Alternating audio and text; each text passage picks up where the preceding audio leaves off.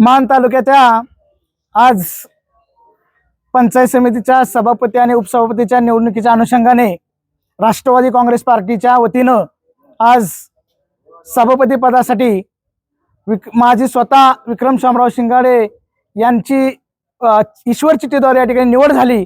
सर्वप्रथम राष्ट्रवादी काँग्रेस पार्टीचे सर्वेसर्वा कैलासवासी अजितदादा पवार यांच्या जाण्यानं जी पोकळी तयार झाली होती, आजचा जो माझा हा सभापतीचा जो विजय आहे, सभापतीपद हे आहे, हे सर्वप्रथम कैलासवासी अजितदादा पवार यांना मी समर्पित करतो। आणि आज जे या ठिकाणी मला पद मिळालेलं आहे, हे पद मिळत असताना मान तालुक्याचे ज्येष्ठ नेते सन्माननीय प्रभाकरजी देशमुख साहेब, जिल्हा बँकेचे उपाध्यक्ष आणि नुकतीच यांची कुकुडवाड जिल्हा परिषद गटातून भरघोस मताने निवड झालेले आमचे मार्गदर्शक सन्माननीय अनिल भाऊ देसाई, कैलासवासी खाशीराव जगताप, कैलासवासी पिंटूदादा जगताप, कैलासवासी कांचनमाला जगताप यांच्या पावलावरती पाऊल ठेवून अतिशय चांगल्या पद्धतीनं संपूर्ण मान तालुक्यासह माढा मतदारसंघामध्ये सातारा जिल्ह्यामध्ये जो विकास कामाचा डोंगर उभा करणारे, पायाला भिंगरी बांधून प्रत्येक गावामध्ये आपली पार्टी उभा करण्यासाठी अहोरात्र प्रयत्न करणारे अभयदादा जगताप, तसेच कैलासवासी सदाशिवराव पोळ तात्या यांचे चिरंजीव मनोजदादा पोळ या सर्वांच्याच मार्गदर्शनाखाली आज या ठिकाणी पंचायत समितीच्या सभापती आणि उपसभापतीच्या निवडी झाल्या। या पंचायत समितीच्या सभापती आणि उपसभापतीमध्ये माझी सभापती म्हणून निवड झाली। तसेच मार्डी गणाच्या सदस्या प्रियांका भुजंगराव जगदाळे यांची उपसभापतीपदी निवड झाली।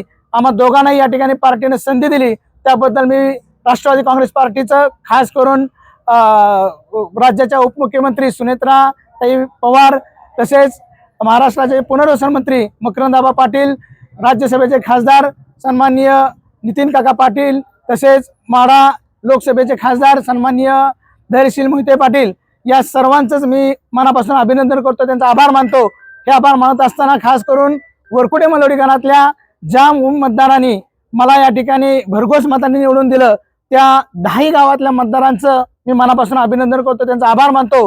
हे होत असताना मान तालुक्यामध्ये जे दडपशाहीचं जे राजकारण सुरू आहे, हे इथून पुढे अजिबात कदापि चालणार नाही, याला पूर्ण विराम मिळेल। येणाऱ्या काळामध्ये या 105 गावातील प्रत्येक गावामध्ये राष्ट्रवादी काँग्रेस पार्टी पूर्ण ताकदीने या ठिकाणी लढवण्याचा संकल्प आम्ही या ठिकाणी आज केलेला आहे आणि प्रत्येक गावामध्ये विकास कामाचा डोंगर उभा करून येणाऱ्या विधानसभेला राष्ट्रवादी काँग्रेस पार्टीचाच आमदार या ठिकाणी आपल्याला झालेला बघायला मिळेल। आज मान तालुक्यामध्ये अनेक विकास कामाचा खोळंबा या ठिकाणी बघायला मिळतोय। येणाऱ्या काळामध्ये आम्ही सर्व नेते मंडळी एकत्र येऊन मान तालुक्यातल्या प्रत्येक गावामध्ये विकास कामं या ठिकाणी केली जातील।